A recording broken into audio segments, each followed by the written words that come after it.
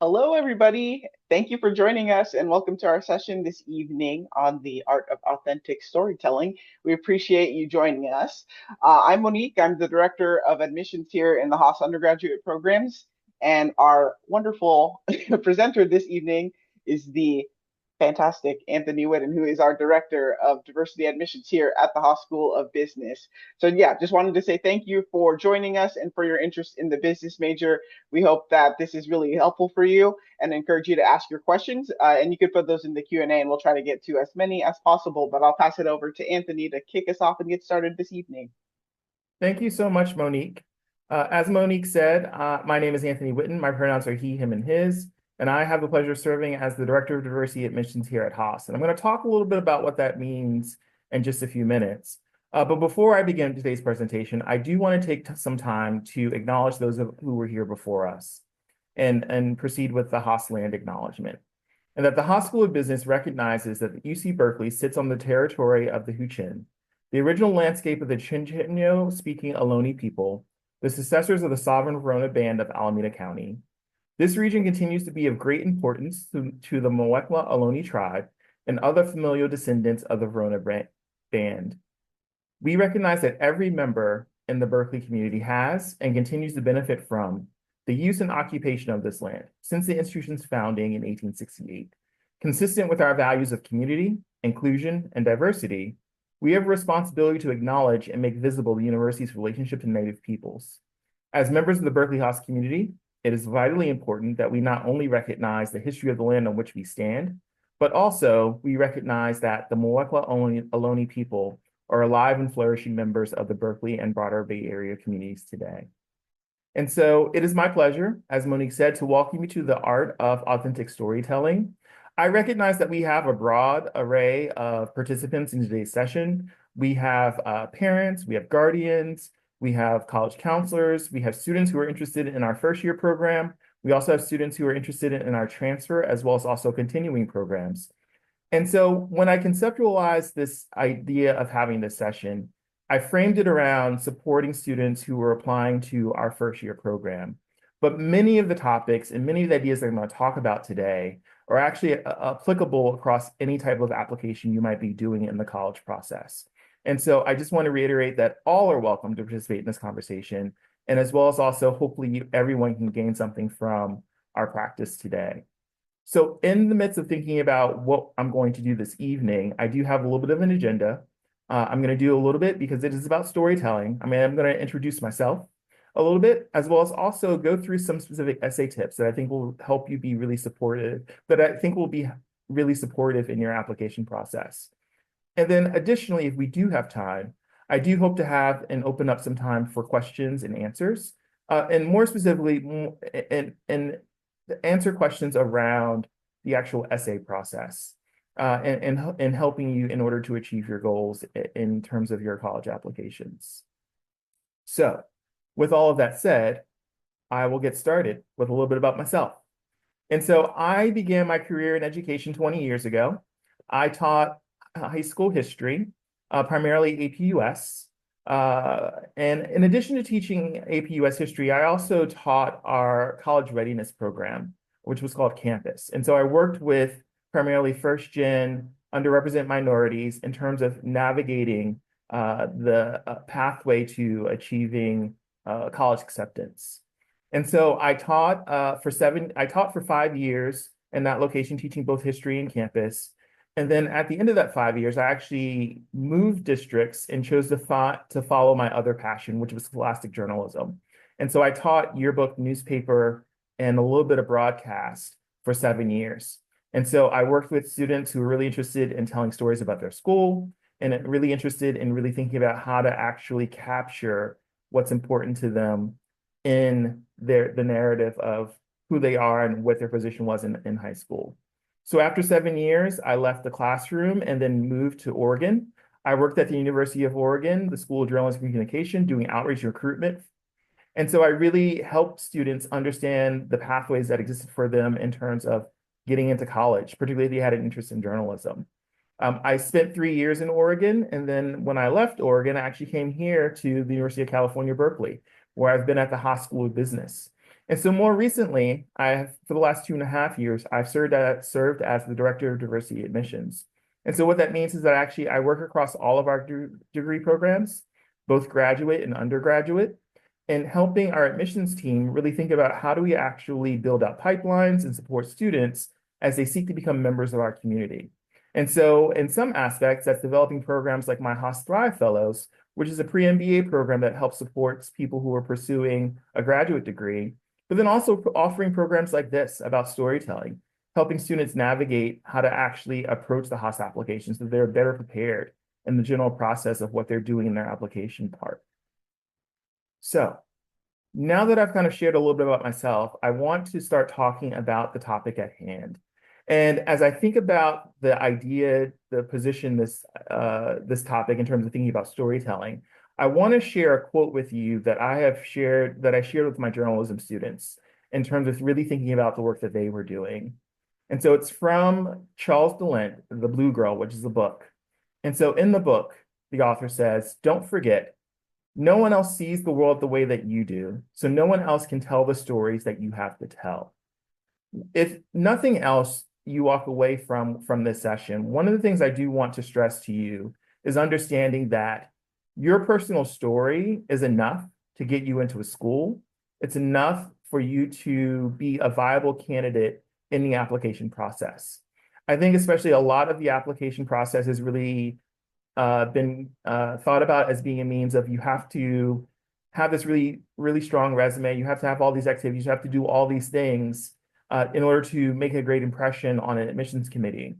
But at the core of what I want to talk about today is that is actually not the case in terms of what we're asking you to do. But we want something just a little bit different. So what I'm going to do is start talking about what some of those things are. Some things to keep in mind in this admission process, largely in thinking about where the essay sits compared to everything else. The essay is probably one of the spaces where you have 100% control over what the admissions committee is going to see. Your transcripts and your grades are already done, and that was part your influence and effort, but also your teacher's view on like what your work ability was and how you demonstrate that in class. And so that's kind of out of your control once you actually get those grades and it gets onto your transcript. There's very little at the time of submission you can do to change all of those things. And so the essays are the place where you have 100% of that control, that what you say and what you highlight is the thing that can help differentiate you in the applicant pool, that you are the actual master of that story. In addition, what I also want you to keep in mind is really being mindful of knowing what Haas is. That one of the important parts of the Haas experience is coming into contact with our defining leadership principles. That at Haas, we believe that the next generation of leaders care about really important things. And at our institution, that's demonstrated by these 4 principles: question the status quo, confidence without attitude, students always, and beyond yourself. And I'll talk a lot about in this presentation about really making sure that you embody those characteristics as you present who you might actually be. I think for me, one of the best things about the defining leadership principles is that we do have a core idea of what they mean, but they're broadly up for personal interpretation. And that questioning the status quo can mean different things to different people and how it shows up. And I think that's one of the great things about how you present who you are as individuals, that you really get to determine what that means for you and how you show up in that space according to those things. In addition, I want you to really think about and know your audience. And so part of going over the DLPs was really just stressing how important they are to the Haas application process. And I say this not just because I'm doing an undergraduate session, but also because I also do graduate sessions where I talk to candidates about getting an MBA or other degrees, where defining leadership principles are a core part of what our admission committees use to actually take a look at, does this person actually seem as though they would be a great contributing member to our community? In addition, I also want you to understand a couple of different things about the admissions committee. One is that their positioning is really about looking for reasons to say yes. As someone who works in admissions, I often hear other people refer to as being gatekeepers. And it's actually an idea that really annoys me, largely because as someone who works at a public institution, We believe in the power and transformation that can come from education. And so what's really important to think about is that our goal isn't necessarily to keep people out. We want actually as many people as we can get to come into and be a part of our community. I think the thing that we use as a delineation and really thinking about who belongs here is an alignment to our values, is an alignment to understanding who's going to uphold the things that we think are important and are going to be champions for our institution in the future. And so as you think about your application process, I would urge you to really think about just in a sense of having a little bit more optimism in terms of how this all works, where we're not looking to say no to people. As someone who works in admissions, it's the hardest thing to do is to give out denials. We really want to say yes, and we want to say yes to as many people as we can. So how do you actually get that yes? I want to speak to a few things in terms of thinking about what is it that we want. And you've probably heard this word a lot, and it probably comes up a lot. And I'm going to say it to you as well. We're looking for authenticity.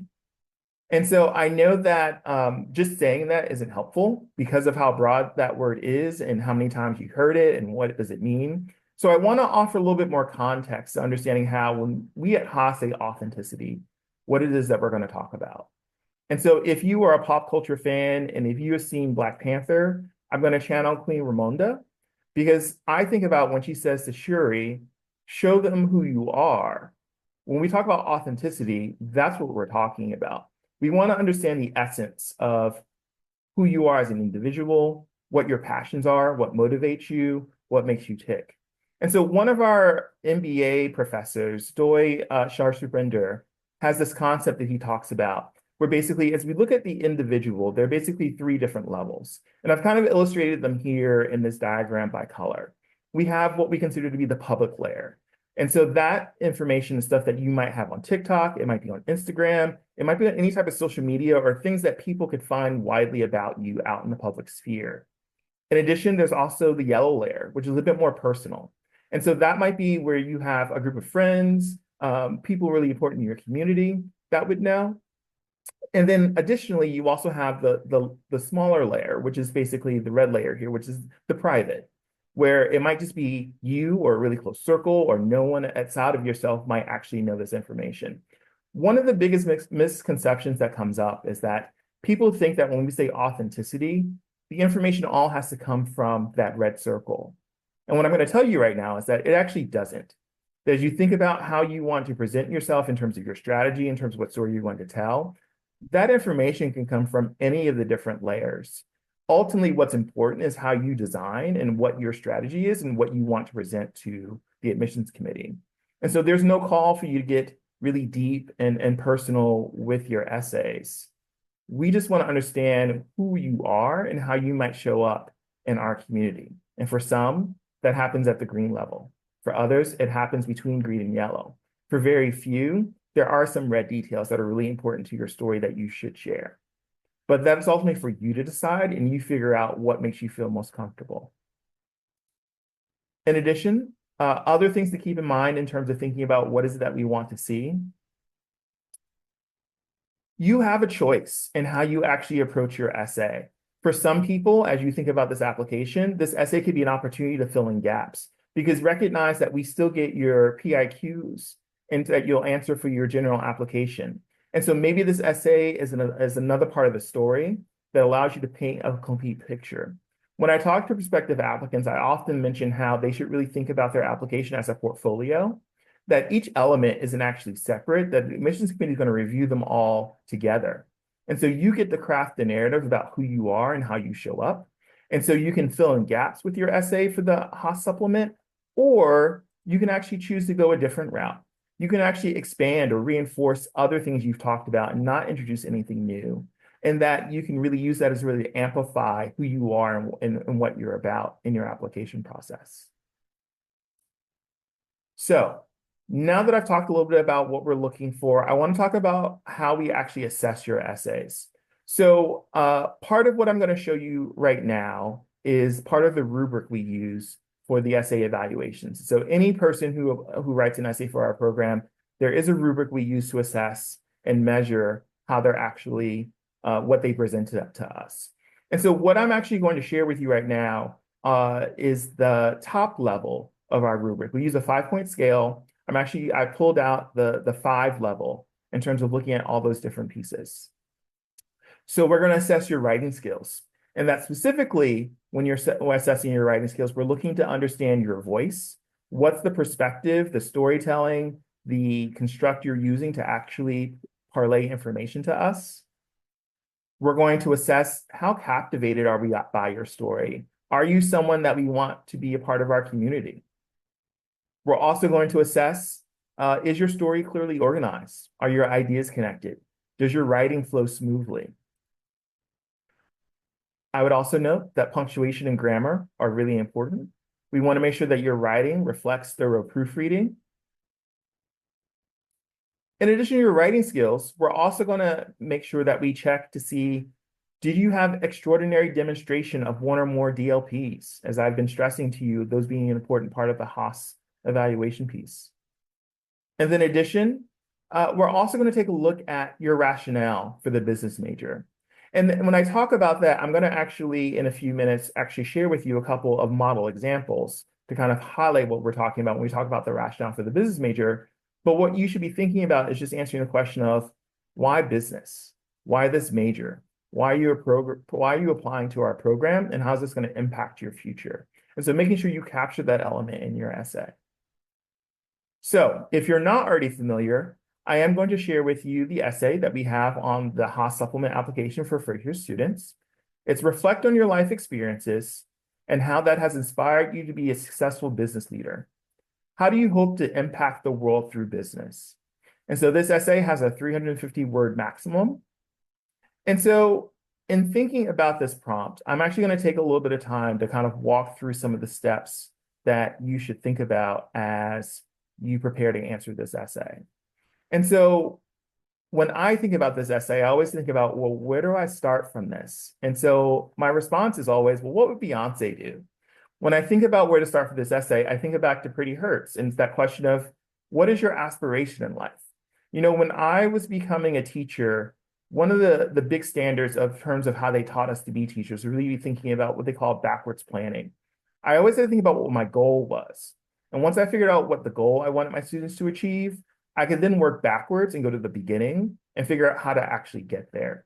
And so as you think about how to respond to that prompt, my advice to you is to do some reflection and really think about what is it you actually aspire to at the end of your college study. And then really think about, okay, what have been all the things that get you there that reinforce to you, this is why you want to do this. So as you get through this process, and thinking about what to do, I just want to offer up a few steps that I want you to consider. First, as I've mentioned, is a reflection and thinking about what are your aspirations? What do you want to accomplish? How do you actually get there? In addition to that, one of the other things I want to offer as well, because I talk about this a lot in the graduate space, is that just because you've recorded this idea doesn't mean that there's going to be somebody who's going to follow up behind you and say, hey, when you apply for this program, you said you want to do this, but now you're doing this other thing, and these things don't match up. We recognize that this experience is about exploration. It's about figuring out more of who you are. And so as much as I'm saying that you need to reflect and have an idea of what you want to do, we also recognize that that can change, and hopefully it does change for you in really great and inspiring ways. And so what I want you to come away with this conversation is just really not feeling locked into something just because I'm saying that you have to etch out an idea. What I want you to be is open to an idea and open to a path and following the path in the best way that feels as though it marks what your intent and your goals are. In addition, the next step would be also collecting your thoughts.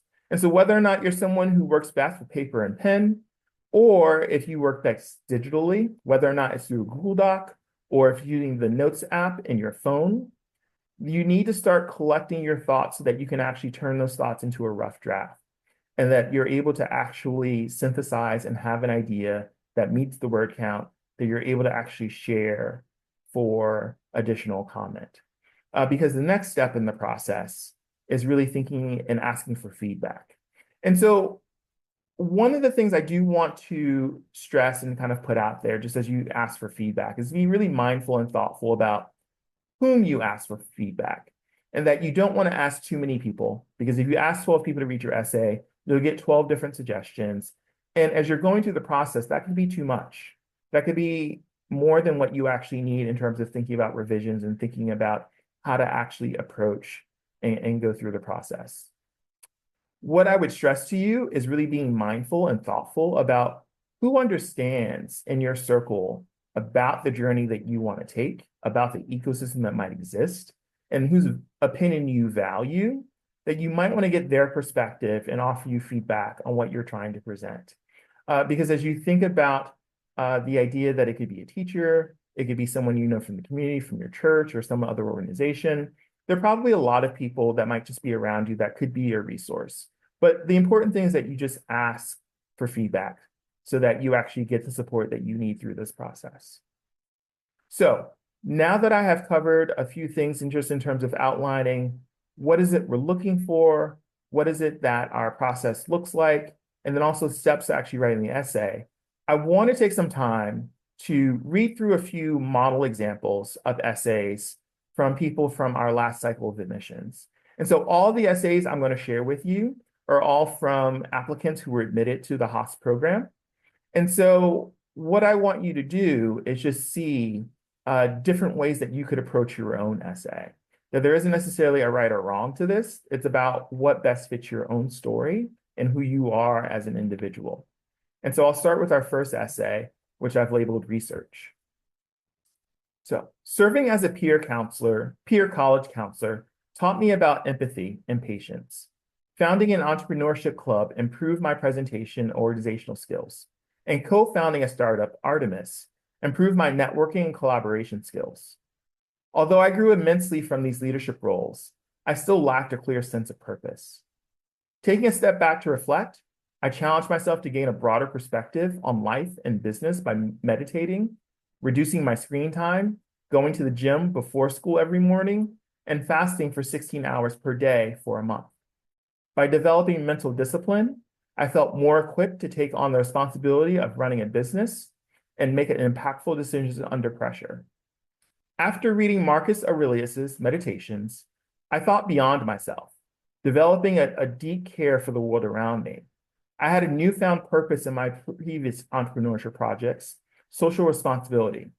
Running businesses not only for profit, but to maintain a sustainable future. A conclusion I reached after witnessing overwhelming pollution during local beach cleanups in the National Honor Society. After interviewing several small designers at pop-up markets in downtown LA and New York City, I learned about the struggle to develop a consumer base. I shifted the focus of Artemis from a profit-driven enterprise to an application that empowers emerging designers by giving them a unique platform to find their niche audience. Artemis's launch will support designers that use sustainable rather than synthetic materials.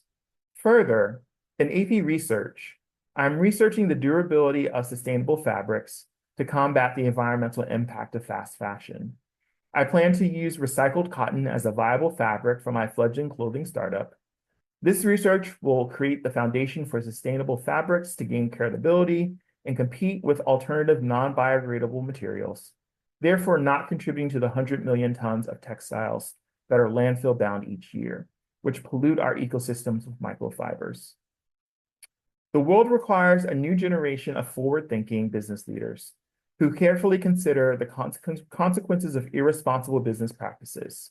I'm eager to advance the movement toward a more socially responsible and sustainable future, along with other changemakers at Haas.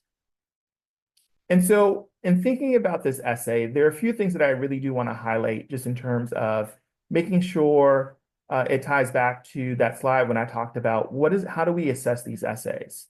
I think as I think about this essays in terms of the writing skill, the voice and the captivating comes through just in terms of the storytelling. But more importantly, you do have elements of looking at or defining leadership principles. This author actually takes it and makes a nod to saying, I thought beyond myself, as a clear indicator that they're thinking about the defining leadership beyond yourself. But in addition, there also is a really strong rationale for the major that the candidate has really thought about, both in terms of what their short-term goal might be, just in terms of when they leave business school, but then also thinking about what their impact in the world is going to be. So as you think about your essay, And as I showed you in that slide, that rubric really is a strong part of how we're taking a look at these essays and really thinking about who should be a part of our community. Now, I'd like to move into my next example, which is called small businesses. My world is filled with exploration, ambition, and perseverance. My dad is a contractor, developing his construction company for over 20 years. A logical thinker, practical teacher, and aspiring leader, he has encouraged my interest in business and entrepreneurship. With my dad's support, I decided to combine my interest in business operations, my interpersonal skills, and my passion for baking to open an online custom cake shop. As my business grew, my love for hands-on learning did as well. Expanding into commercial baking gave me a window into diverse markets in the hospitality industry. Through selling my products to local shops and grocery stores, I saw firsthand how each market requires a unique business approach structurally, financially, and operationally. I started working at a local bakery to explore retail operations and customer service in a physical setting. After gaining experience with hospitality, entrepreneurship, and management, I became a business mentor for local small businesses, serving clients by consulting on digital marketing and the power of social media. Through social media and networking with local companies, I discovered the lack of resources and support for small businesses. In my own family, my dad's business is the sole source of income. Seeing how impactful small businesses are on our national economy and how many people rely on them as a source of income, I wanted to be part of the mission to shape a world where small businesses are empowered with education and support. Small businesses play an important and instrumental role in both my life and society, and I am eager to use my education and opportunities to empower the small business community. I spent hours researching, creating, and executing initiatives to aid struggling companies, and I hope to continue my journey through college and beyond. Observing business and management in the world around me has inspired me to explore the multifaceted world of business and leadership. My dad's drive and courage as a business owner motivate me to not only work to be a successful business leader, but also create positive change in my community. And so with this essay, I did also want to point out a few things that really stand out just in terms of the storytelling. And that here's a person who actually chose to write about someone else, their father, but still pointed the story towards themselves. And we talked about their own personal aspirations and their ambitions. In addition, you do see strong elements of the defining leadership principles that come through, strong elements of really thinking beyond yourself in this essay. And then lastly, a strong case for understanding why they want a business degree and the impact they want to have in the world. And so with that, I will move to my final example, which is called Thin Mints. It began with a Thin Mint. Grandpa strung balloons across his yard while I organized my inventory in rainbow order. It was February, yet scorching heat blazed as I danced around the sidewalk with my marker-drawn Girl Scout cookie advertisement. My rehearsed chants echoed through the neighborhood, and I waved at every driver, squealing when they pulled over. That year, selling 847 boxes of cookies earned me a week of summer camp. My curly pigtails were irresistible, and the customers melted along with my Thin Mints. I owe a lot of my dreams to those first years of cookie sales. I discovered that business is not only my strength, but also my passion and joy. My introduction to business class was my first formal exposure to business structure and language. It opened my eyes to a new world, and it was easy to see the synergy between business and my love for STEM. My strength in math and science naturally makes me a logical and methodical business student. In my 3 summers working for large corporations, my analytical and problem-solving skills were tested daily and assisted me in planning and calculating simple solutions for complicated real-world problems. I also learned that working in industry and leading an industry take different skill sets. I am not your traditional business student. After graduation, I will pursue a master's degree in hospitality management. The world of hospitality is filled with passionate and hardworking individuals, and the workplace is joy-filled and energetic. I have loved my experiences and my colleagues. Along the way, however, I have experienced countless opportunities within the industry for improvement and efficiency, communication, and collaboration. I am certain that knowledge and experience I attain at Haas will position me to improve and grow the industry and become a leader for the dedicated people who choose it as their profession. I've been a business student since I was 5 years old, selling Girl Scout cookies in Grandpa's driveway. I will continue to be a business student until the last day of my career, always learning and growing in my field. And so again, I point back to the rubric that I shared earlier, just in terms of what we're looking for. We're looking for your writing skills. And so this story very much has both a voice as well as also being captivating. There is an alignment to the defining leadership principles, that there very much is a question of status quo, as well as also being a students always. And then lastly, there is a condition in terms of thinking about what is their business purpose that is here, and thinking about that rationale. And so I hopefully sharing those three examples really helped you see that there isn't one direct path that you can take in terms of how to actually approach this essay, that each had different scenarios in terms of really thinking about how to actually write this essay. And as I close out the presentation part of tonight's session, I do want to emphasize that there are basically three big ideas that I want you to walk away from. Is that one, understand that your experiences are enough. In the three examples that I presented to you, you had someone who started a club, who had an entrepreneurial idea, to someone who worked on theirs, who also started a business, but also saw their dad's experience, to someone who was selling Girl Scout cookies as their exposure to business. As we think about the opportunities you have to engage with business, they can be a variety of things. So there isn't one way or one aspect that you actually have to approach this idea of how you want to be a business leader and how you want to have impact, that you can do any variety of things. The other thing that I also want you to walk away from this conversation is really understanding that how important it is to speak to your interests and your passions, and specifically how they relate to business, because those are the things that we ultimately care about as we look at your application.